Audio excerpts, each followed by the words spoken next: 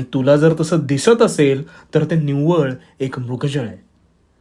मग क्षेत्र कुठलंही असो, जिद्द, चिकाटी, कसोटी आणि अखंड मेहनत यातून प्रत्येक वेळेस अपयशाची दुःखमय पायरी पार करतच प्रत्येक जण त्या सुखाच्या सुवर्ण क्षणापर्यंत पोहोचतो.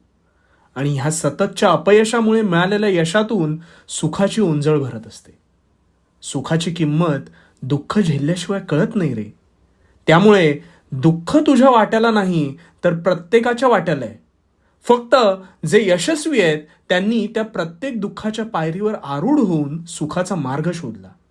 त्यामुळे मनातल्या मनात स्वतःला दोष देणं बंद कर आणि उठ, काम करत राहा, इमानदारीने सच्चाईने वागत राहा. आणि हो, भिवू नकोस. भिवू नकोस कारण मी तुझ्या पाठीशी आहे. भिवू नकोस, मी तुझ्या पाठीशी आहे.